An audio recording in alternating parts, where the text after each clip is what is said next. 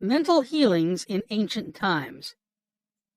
Down through the ages, men of all nations have somehow instinctively believed that somewhere there resided a healing power, which could restore to normal the functions and sensations of man's body. They believed that this strange power could be invoked under certain conditions, and that the alleviation of human suffering would follow. The history of all nations presents testimony in support of this belief. In the early history of the world, the power of secretly influencing men for good or evil, including the healing of the sick, was supposed to be a power derived directly by them from God, and the procedures and processes of healing varied throughout the world. The healing processes took the form of supplications to God attended by various ceremonies, such as the laying on of hands, incantations, the application of amulets, talismans, rings, relics, and images. For example, in the religions of antiquity, priests in the ancient temples gave drugs to the patient and practiced hypnotic suggestions prior to the patient's sleep, telling him that the gods would visit him in his sleep and heal him. Many healings followed. Obviously, all this was the work of potent suggestions to the subconscious mind. After the performance of certain mysterious rites, the devotees of Hecate would see the goddess during sleep, provided that before going to sleep, they had prayed to her according to weird and fantastic instructions. They were told to mix lizards with resin, frankincense, and myrrh, and pound all this together in the open air under the crescent moon. Healings were reported in many cases following this grotesque procedure. It is obvious that these strange procedures, as mentioned in the illustrations given, favored suggestion and acceptance by the subconscious mind of these people by making a powerful appeal to their imagination. Actually, in all these healings, the subconscious mind of the subject was the healer. In all ages, unofficial healers have obtained remarkable results in cases where authorized medical skill has failed. This gives cause for thought. How do these healers in all parts of the world affect their cures? The answer to all these healings is due to the blind belief of the sick person, which released the healing power resident in his subconscious mind.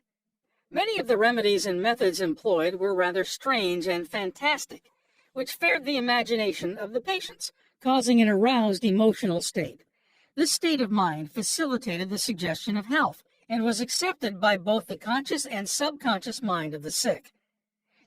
Biblical accounts of the use of the subconscious powers.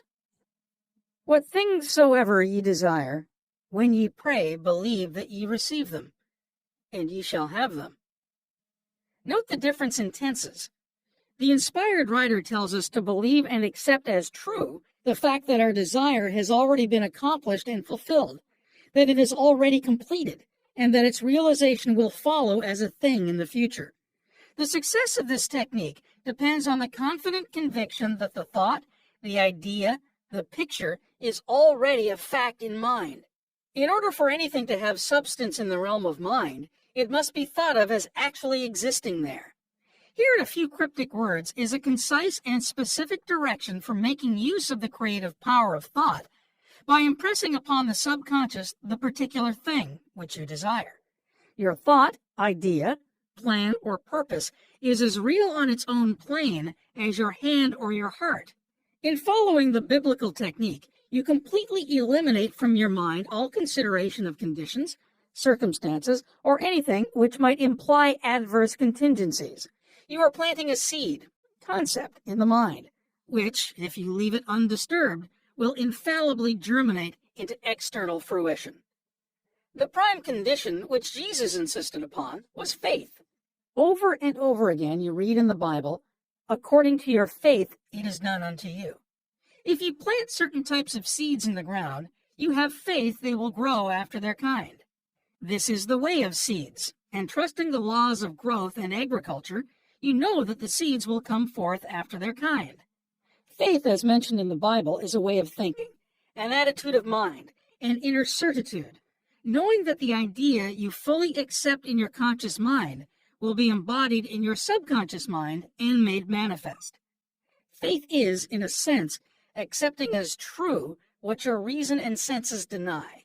For example, a shutting out of the little, rational, analytical conscious mind, and embracing an attitude of complete reliance on the inner power of your subconscious mind.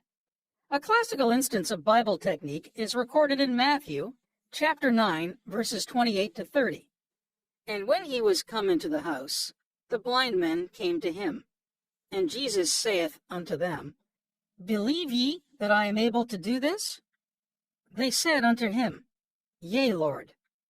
Then touched he their eyes, saying, According to your faith, be it unto you. And their eyes were opened. And Jesus straitly charged them, saying, See that no man know it. In the words, according to your faith, be it unto you, you can see that Jesus was actually appealing to the cooperation of the subconscious mind of the blind men. Their faith was their great expectancy, their inner feeling, their inner conviction that something miraculous would happen, and that their prayer would be answered. And it was. This is the time-honored technique of healing, utilized alike by all healing groups throughout the world, regardless of their religious affiliation.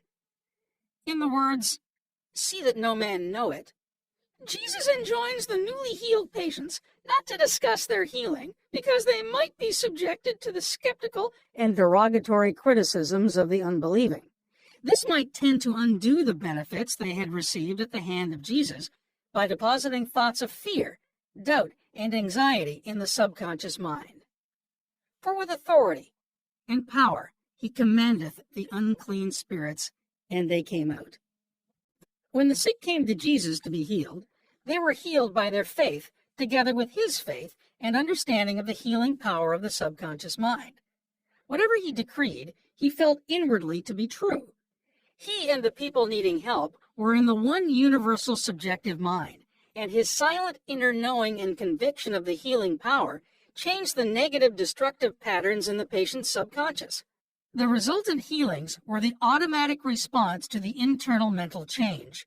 His command was his appeal to the subconscious mind of the patients, plus his awareness, feeling, and absolute trust in the response of the subconscious mind to the words, which he spoke with authority. Miracles at various shrines throughout the world. It is an established fact that cures have taken place at various shrines throughout the world, such as in Japan, India, Europe, and America. I visited several of the famous shrines in Japan. At the world-famous shrine called Daibutsu is a gigantic divinity of bronze, where Buddha is seated with folded hands, and the head is inclined in an attitude of profound contemplative ecstasy. It is 42 feet in height and is called the Great Buddha. Here I saw young and old making offerings at its feet. Money, fruit, rice, and oranges were offered. Candles were lit, incense was burned, and prayers of petition recited.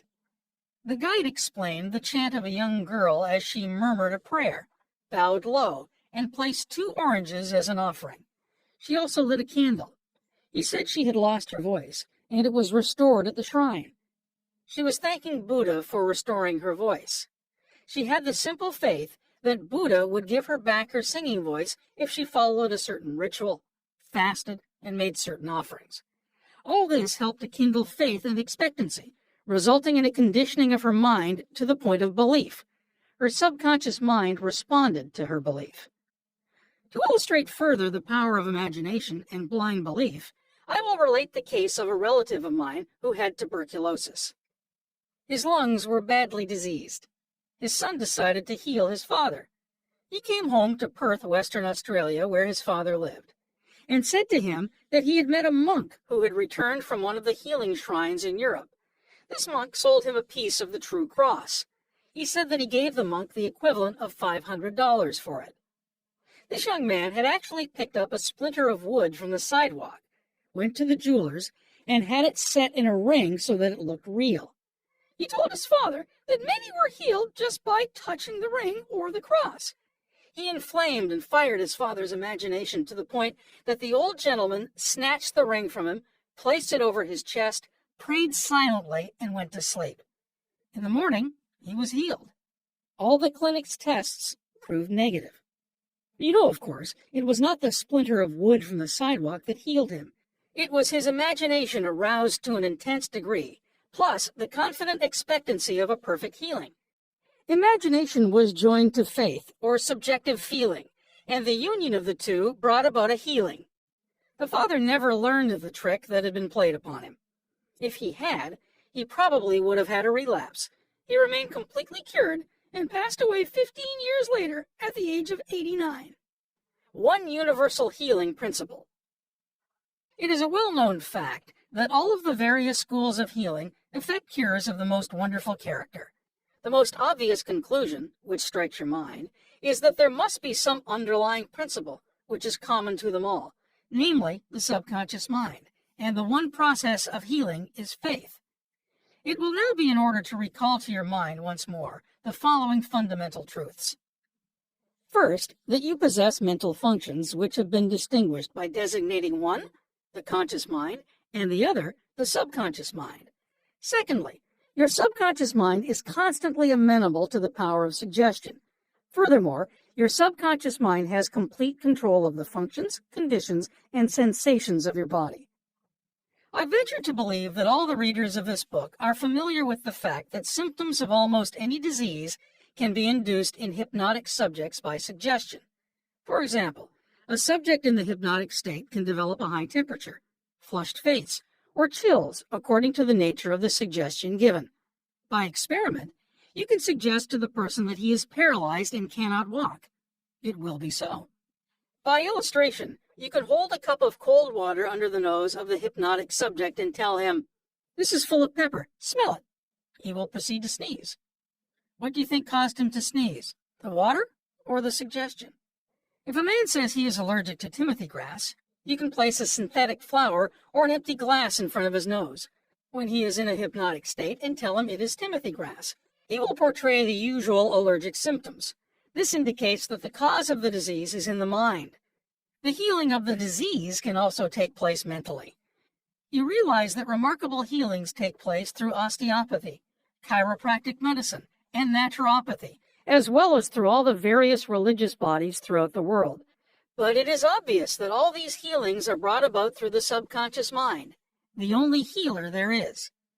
Notice how it heals a cut on your face caused by shaving. It knows exactly how to do it. The doctor dresses the wound and says, "Nature heals it." Nature refers to natural law, the law of the subconscious mind, or self-preservation, which is the function of the subconscious mind. The instinct of self-preservation is the first law of nature. Your strongest instinct is the most potent of all autosuggestions. Widely different theories. It would be tedious and unprofitable to discuss to any great extent the numerous theories advanced by different religious sects and prayer therapy groups. There are a great number who claim that because their theory produces results, it is therefore the correct one. This, as explained in this chapter, cannot be true. You are aware that there are all types of healing. Franz Anton Mesmer, an Austrian physician, 1734 to 1815, who practiced in Paris, discovered that by applying magnets to the diseased body, he could cure that disease miraculously. He also performed cures with various other pieces of glass and metals. He discontinued this form of healing and claimed that his cures were due to animal magnetism, theorizing that this substance was projected from the healer to the patient. His method of treating disease from then on was by hypnotism, which was called mesmerism in his day. Other physicians said that all his healings were due to suggestion and nothing else. All of these groups, such as psychiatrists, psychologists, osteopaths, chiropractors, physicians, and all the churches are using the one universal power resident in the subconscious mind. Each may proclaim the healings are due to their theory. The process of all healing is a definite, positive, mental attitude, an inner attitude, or a way of thinking called faith. Healing is due to a confident expectancy, which acts as a powerful suggestion to the subconscious mind, releasing its healing potency. One man does not heal by a different power than another. It is true, he may have his own theory or method. There is only one process of healing, and that is faith. There is only one healing power, namely your subconscious mind. Select the theory and method you prefer. You can rest assured, if you have faith, you shall get results.